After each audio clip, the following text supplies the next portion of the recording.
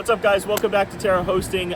Today is another update video. The last update video that we did was for our Gigas that we had installed right over here. We've had them on for quite a bit now, and there's a lot of good things with them, but since they're so new, there are a couple things that we've had to troubleshoot, but luckily Scott from Digital Shovel has hopped on calls with us right away, really helped us out with that.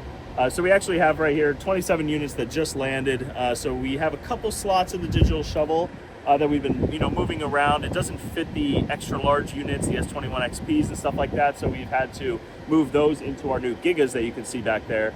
So I figured we could go talk about the Digital Shovels a little bit, not too much because we've already did that. So let's go ahead over there. The one thing I do love right off the bat, right? I'm a numbers guy.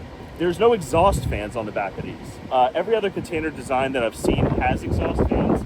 These just have louvers that open in the back of the units, create enough airflow and it will shoot everything out the back of this. And that's because on the front of it, there's 2 stories of intakes. So there's not really any air restrictions, which means that the fans can really ramp up to that 6,000 RPM range and shoot it right out the back. So here, the louvers are open. I do not want to say it's warm out today, because I'm from Florida, this is not warm, but it's about in the 50s today. So yeah, the louver is wide open, you can actually feel the heat coming from it, which is nice.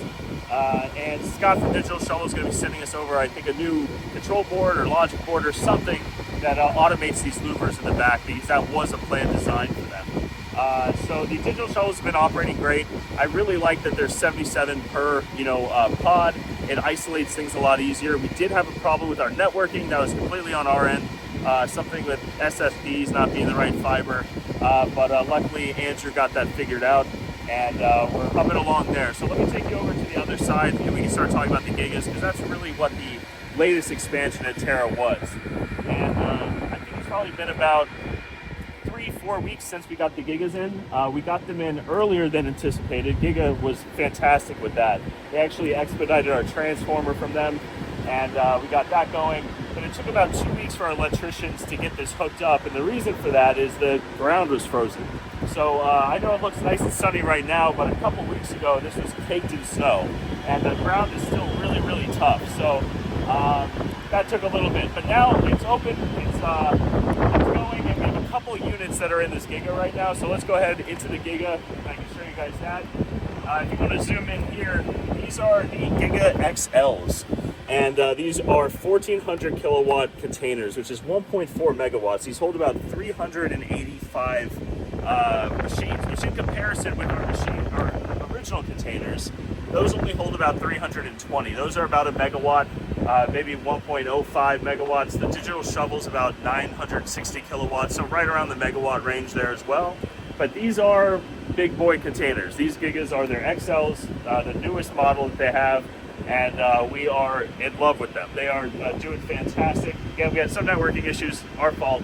We're getting it fixed, but let's go ahead into the container. I can show you guys what it's like in one of these. Right now we don't have stairs just yet, so we kind of have to climb in.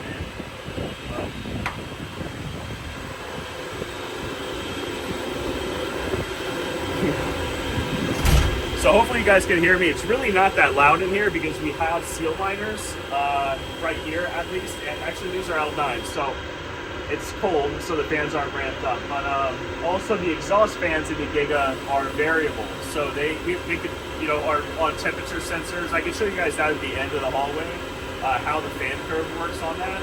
And but first I want to show you guys the tagging system that we have. We have a full stack dev named Kevin. He's in our Discord. When you open up tickets, he sees it. He's there. He's constantly building and perfecting our platform that we have, the Terra portal. And in that portal, we have our own inventory management system. And that was something that we had to build from the ground up. Foreman has one, but it doesn't integrate with our QuickBooks or anything like that. We wanted a full user experience. And so you can see on these machines here, we have QR codes on every single machine. And with those, we can scan it with our phone, we can update it. When it goes out for repair, there's an option for that. And that all goes into a site map, which on your portal, you can see where your machine physically is on our property. You'll be able to see what rack it is, what container, what rack, and what slot, so you know where your machine is. On the admin side, I can give you guys a little peek on what it looks like, when one of us goes in. And let me refresh it real quick. So if you look here,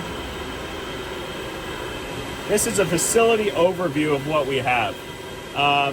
It shows our total Terra hash and how many units are offline, online, occupied, total slots. And if you guys look right here, we definitely have more units than that. You can see right here we have occupancy rates, 36%, 72%. Container E is our digital shovel, which is 87%. Tagging was not our first priority. We were getting the system up in place, and so now we are literally going through every container, tagging every unit one at a time to get this up to par here. But you can see all of our containers outlined right here.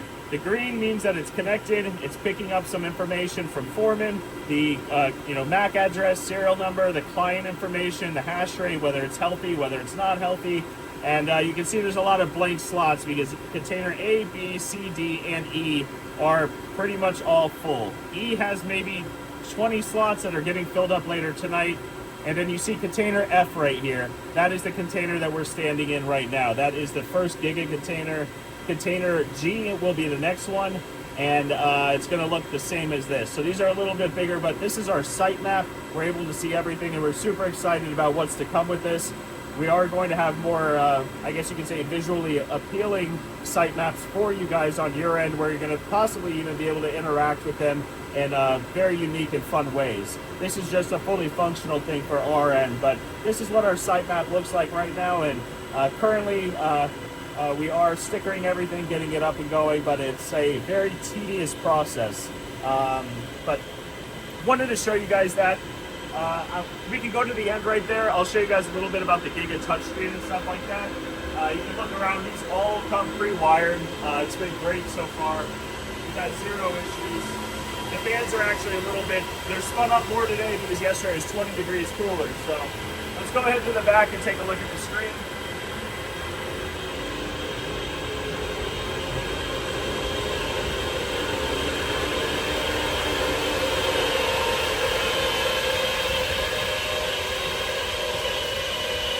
So it's a little loud, but you can see right here, these are all the S21 XPs because the Gigas are built for the big machines.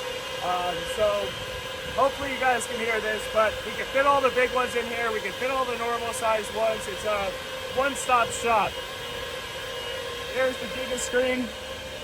On the Giga screen, you can see the temperatures in the cold aisle, which regulate the fan speed that it needs in the back, whether there's too much pressure or not enough pressure. We also have hot aisle temperatures, the temperature of the switch gear. We have the RPM of what the fans are on. We can set the fans to auto, and we can also change the fan settings right here, which hopefully it'll let me click it. There we go. Where we have a fan curve that we can change. Which is super cool, and it just gives you all the options that you need that our other containers do not have. Also, you can go to our power settings.